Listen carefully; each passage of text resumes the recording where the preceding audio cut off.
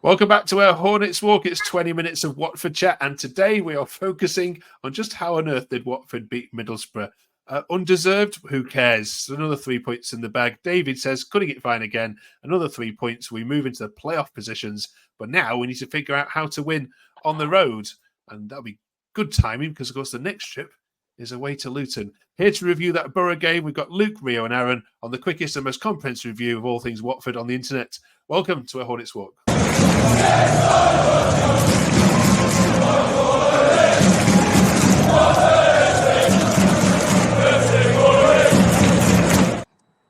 Welcome back, Luke, Rio, and Aaron. Fresh back from watching Michael Carrick leave with his tail between his legs. But I've got to start with you, Luke. Quite honestly, was that the most undeserved 3 points of the season so far? I would probably say so. Yes, I think in terms of where we look to control each game at home, which I've been mentioning, that in terms of us dominating the game, we didn't actually get that as to what I would like to see. But Middlesbrough played really well, to be fair to them. They got really high up early on, and they caused us a lot of problems. They had a few chances where they could have put themselves about 2-3 up really by half time, where they had a really good chance from that right side, especially.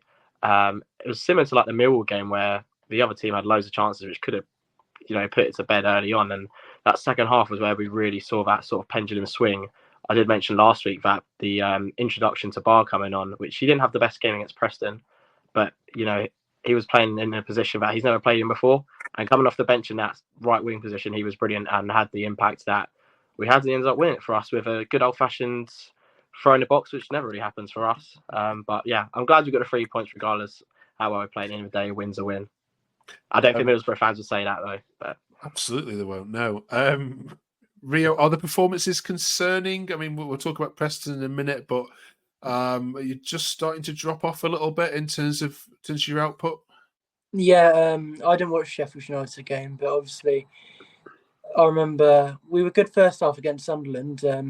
We weren't good first half against Coventry, weren't good the whole game against Norwich, weren't good for 75 minutes yesterday, and against Preston we weren't good at all. So I think the performances are definitely concerning, but especially at home or even away from home against the bigger teams, I think we'll look to keep it tight for 70 odd minutes and then let the likes of Barr come on the 70th minute mark and a few of our other super subs. That seems to be working of recent.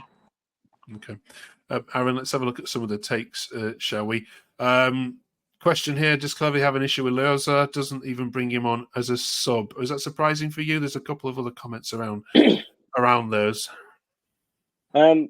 Not really. I think it's been quite apparent since he's come in that for whatever reason he doesn't see Loser as a part of the team at the moment. He played him against Preston, didn't set the world alight, so I don't hold anything against him for not bringing him in the team. I think Sissoko did have a really poor game against Middlesbrough, and to not bring on a midfielder for Sissoko, it was questionable. Whether I would have brought Imran on for him, though, I don't know, because I'm not sure it would have really changed much. But yeah, it's interesting that a player that was at one point our best player has sort of fell off so drastically. Joe Sweeney says we were outplayed, outpassed, outworked, and outfought. But these are the wins that are the sweetest. Best team at the Vic for a while were Boro. Nick the 3 points. Couldn't be happier. Tom Clever's a man who can fully get behind. And it's a true fact, isn't it, Aaron, that when you're not playing well and you're still going to win, it's a sign of a decent side, isn't it? Absolutely. And yeah, it's totally true. We didn't play football for 75 minutes. Borough by a mile better team. We then played football for 15 minutes and we won. It took 15 minutes of us playing at our standard to win that game. And I think some of that, and I'll be interested to see if the Borough fans think this, I think some of that is on Carrick. I think they subbed off the two wide players, Hamilton and Doak, who had run us ragged. Absolutely ragged. And the minute they brought them off, they sort of just lost that going forward, and it allowed us to bring ourselves into the game. So you say lucky win, but I think sometimes you allow that luck, and I think that's what Carrick did. He allowed us to put ourselves in that position. Okay. It's still been a good season. We're 10 games in now after the Luton game, so we are kind of now at the nearly quarter stage of the season. We're allowed to ask you to go back to your predictions. But for you, Luke, has this been a good start to the season for Watford? A brilliant start. As I remember rightly, all our predictions were from like 19th down to 21st in that order, pretty much. So to be 6th in the league, I would have bit your hand off if you told me that before the season started.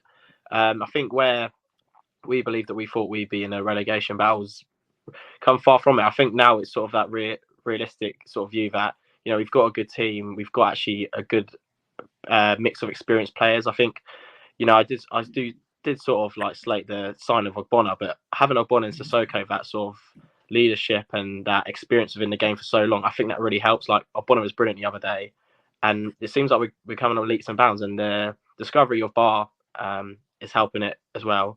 And then once maybe the introduction of Vata comes in, I don't know. I'm not going to say that we're going to push the playoffs, but I'd like to flirt with it. But I think mid-table I'd happily take right now. So like 10th, 12th. All right, I'm going to push both of you, Aaron and Rio, for your new predictions then. About, what are we? 9 weeks ago, it was all doom and gloom. So, Rio, what's your latest declaration?